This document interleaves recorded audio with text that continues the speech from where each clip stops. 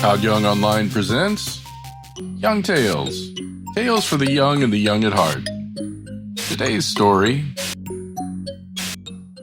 American Fairy Tales by L. Frank Baum. Today's story, The Box of Robbers. No one intended to leave Martha alone that afternoon, but it happened that everyone was called away, for one reason or another. Mrs. McFarland was attending the weekly card party held by the Women's Anti-Gambling League. Sister Nell's young man had called quite unexpectedly to take her for a long drive. Papa was at the office as usual. It was Mary Ann's day out. As for Emmeline, she certainly should have stayed in the house and looked after the little girl, but Emmeline had a restless nature. "Would you mind, miss, if I just crossed the alley to speak a word to Mrs. Carleton's girl?" she asked Martha. "Of course not," replied the child. "You better lock the back door, though, and take the key, for I shall be upstairs." "Oh, I'll do that, of course, miss," said the delighted maid, and ran away to spend the afternoon with her friend, leaving Martha quite alone in the big house and locked in into the bargain. The little girl read a few pages in her new book, sewed a few stitches in her embroidery, and started to play visiting with her 4 favorite dolls. Then she remembered that in the attic was a doll's playhouse that hadn't been used for months, so she decided she would dust it and put it in order. Filled with this idea, the girl climbed the winding stairs to the big room under the roof. It was well lighted by 3 dormer windows and was warm and pleasant.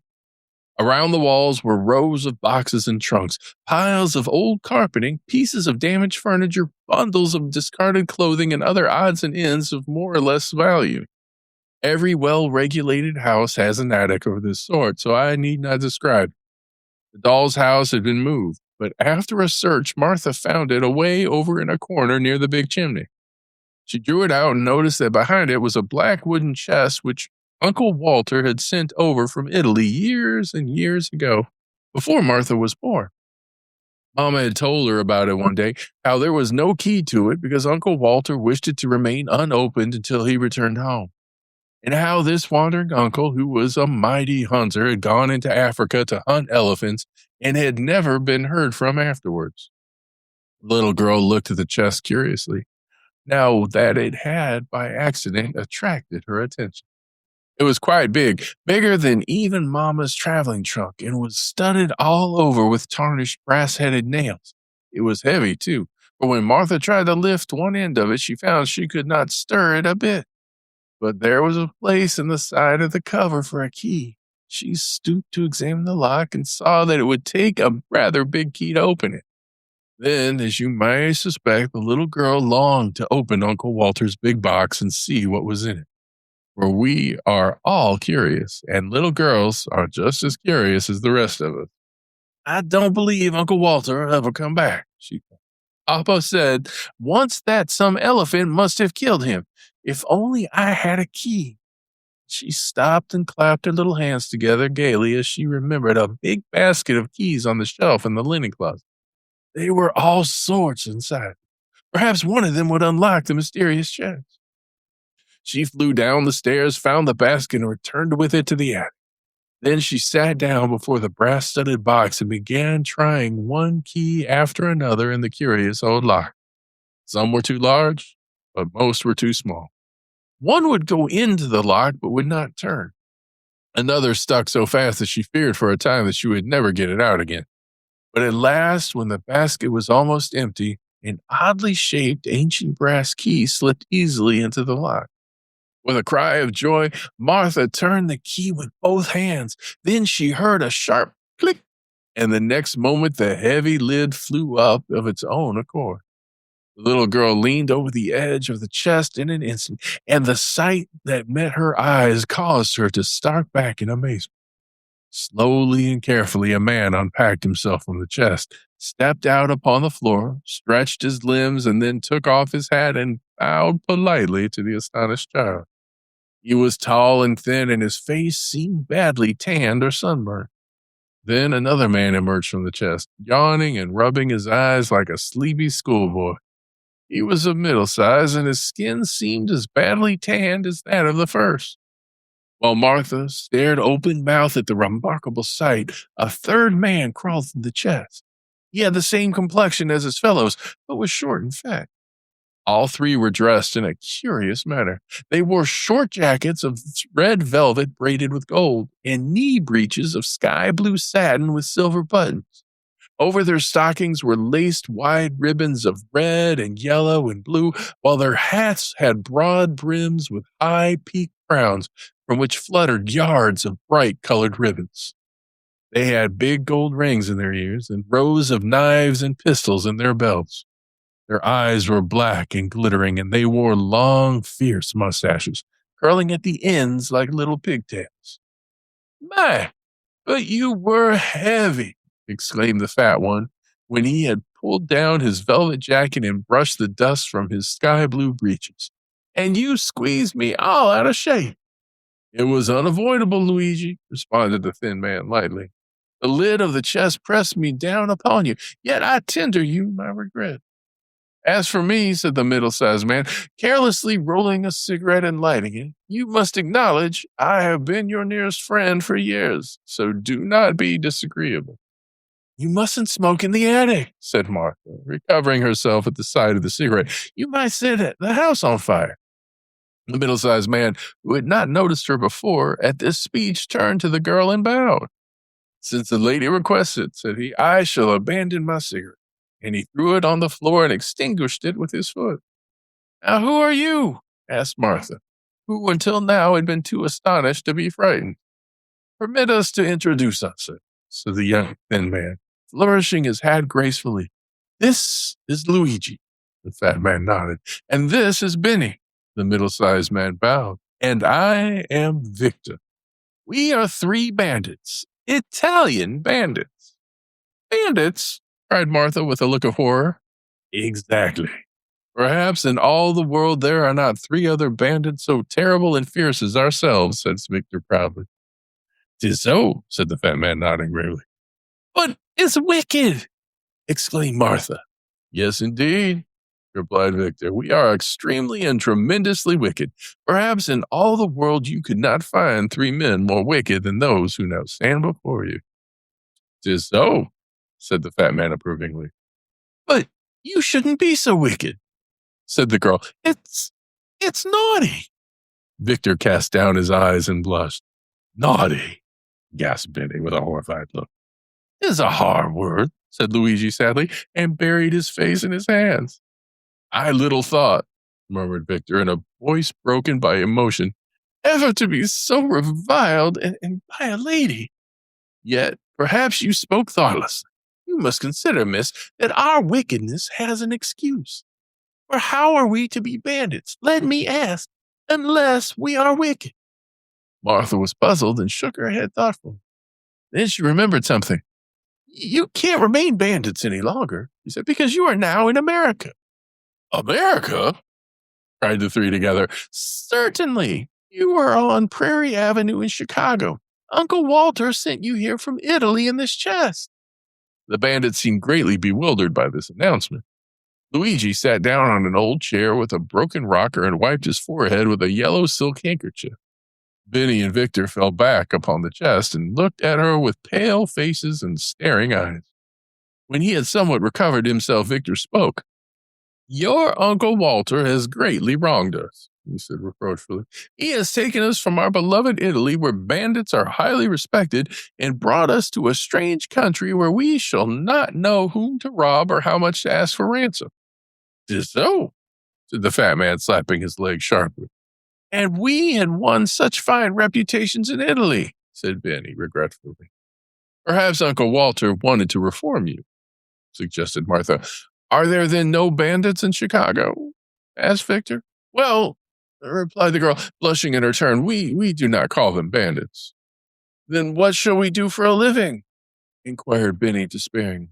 A great deal can be done in a big American city, said the child. My father is a lawyer. The bandit shuddered. And my mother's cousin is a police inspector. Ah, said Victor, that is a good employment. The police need to be inspected, especially in Italy. Everywhere, added Benny. Then you could do other things, continued Martha encouragingly. You could be motormen on trolley cars or clerks in a department store. Some people even become aldermen to earn a living. The bandits shook their heads sadly. We are not fitted for such work, said Victor. Our business is to rob. Martha tried to think. It is rather hard to get positions in the gas office, she said, but you might become politicians. No, cried Benny with such fierceness. We must not abandon our high calling. Bandits we have always been, and bandits we must remain. 'Tis so, agreed the fat man. Even in Chicago there must be people to rob, remarked Victor with cheerfulness. And Martha was distressed. I think they have all been robbed, she objected. Then we can rob the robbers, for we have experience and talent beyond the ordinary, said Benny. Oh dear, moaned the girl. Why did Uncle Walter ever send you here in this chest? The bandits became interested. This is what we should like to know, declared Victor eagerly. But no one will ever know, for Uncle Walter was lost while hunting elephants in Africa, she continued with conviction. Then we must accept our fate and rob to the best of our ability, said Victor. So long as we are faithful to our beloved profession, we need not be ashamed. 'Tis so, cried the fat man. Brothers, we will begin now. Let us rob the house we are in. Good, shouted the others and sprang to their feet. Benny turned threateningly upon the child. Remain here, he commanded. If you stir one step, your blood will be on your own head. Then he added in a gentler voice, don't be afraid. That's the way all bandits talk to their captives.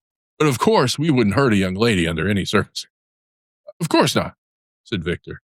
The fat man drew a big knife from his belt and flourished it about his head. It's blood, he ejaculated fiercely. It's bananas, cried Benny in a terrible voice. Confusion to our foes, hissed Victor. And then the three bent themselves nearly double and crept stealthily down the stairway with cocked pistols in their hands and glittering knives in their teeth, leaving Martha trembling with fear and too horrified to even cry for help. How long she remained alone in the attic, she never knew, but finally she heard the cat-like tread of the current returning bandits and saw them coming up the stairs in a single file. All bore heavy loads of plunder in their arms, and Luigi was balancing a mince pie on the top of a pile of her mother's best eating dressings. Victor came next with an armful of bric-a-brac, a brass candelabra, and the parlor clock. Benny had the family Bible, a basket of silverware from the sideboard, a copper kettle, and Papa's fur overcoat. Oh, joy, said Victor, putting his load down. It is pleasant to rob once more. Oh, ecstasy, said Benny, but he let the kettle drop on his toe and immediately began dancing around in anguish while he muttered queer words in the Italian language. Mamma mia! It's a me! We have much wealth, continued Victor, holding the mince pie while Luigi added his spoils to the heap. And all for one house. This America must be a rich place. With a dagger, he then cut himself a piece of the pie and handed the remainder to his comrades. Whereupon all three sat up on the floor and consumed the pie while Martha looked on sadly. We should have a cave, remarked Benji, for we must store our plunder in a safe place. Can you tell us of a secret cave? He asked Martha. There's a mammoth cave, she answered, but it's in Kentucky. You would be obliged to ride on the cars for a long time to get there. The three bandits looked thoughtful and munched their pie silently. But the next moment they were startled by the ringing of the electric doorbell, which was heard plainly even in the remote attic. What's that? Demanded Victor, in a hoarse voice as the three scrambled to their feet with drawn daggers. Martha ran to the window and saw it was only the postman who had dropped a letter in the box and gone away again. But the incident gave her an idea of how to get rid of her troublesome bandits. So she began wringing her hands as if in great distress and cried out, It's the police! The robbers looked at one another with genuine alarm, and Luigi asked, trembling, Are there many of them? 112, exclaimed Martha after pretending to count them. Then we are lost, declared Benji, for we could never fight so many and live. Are they armed? Inquired Victor, who was shivering as if cold. Oh, yes, said she. They have guns and swords and pistols and axes and what? Demanded Luigi. And cannons. The three wicked ones groaned aloud, and Benny said in a hollow voice, I hope they will kill us quickly and not put us to the torture. I have been told these Americans are painted Indians who are bloodthirsty and terrible. 'Tis so, gasped the fat man with a shudder. Suddenly Martha turned from the window. You are my friends, are you not? She asked. We are devoted, answered Victor. We adore you, cried Benny. We would die for you, added Luigi, thinking he was about to die anyway. Then I will save you, said the girl. Ow! Asked the three with one voice. Get back into the chest, she said. I will then close the lid so they will be unable to find you. They looked around the room in a dazed and irresolute way, but she exclaimed, You must be quick. They will be here to arrest you. Then Luigi sprang into the chest and lay flat upon the bottom. Benny tumbled in next and packed himself in the backside. Victor followed after pausing to kiss her hand to the girl in a graceful manner. Then Martha ran up to press down the lid, but could not make it catch. You must squeeze down, she said to them. Luigi groaned. I am doing my best, miss, said Victor, who was nearest the top, but although we fitted in very nicely before, the chest now seems rather small for us. 'Tis so, came the muffled voice of the fat man from the bottom. I know it takes up the room, said Benny. What? Inquired Victor anxiously. The pie, returned Benny. 'Tis so, came from the bottom in faint accents. Then Martha sat upon the lid and pressed it down with all her weight. To her great delight, the lock caught, and springing down, she exerted all her strength and turned the key. Now, this story should teach us not to interfere in matters that do not concern us. For had Martha refrained from opening Uncle Walter's mysterious chest, she would not have been obliged to carry downstairs all the plunder the robbers had brought into the attic. And here's where we end for today. Young Tales is produced and narrated by Todd Young from Todd Young Online. If you enjoyed this, please like and subscribe and join us next time for another story. Thank you for your support.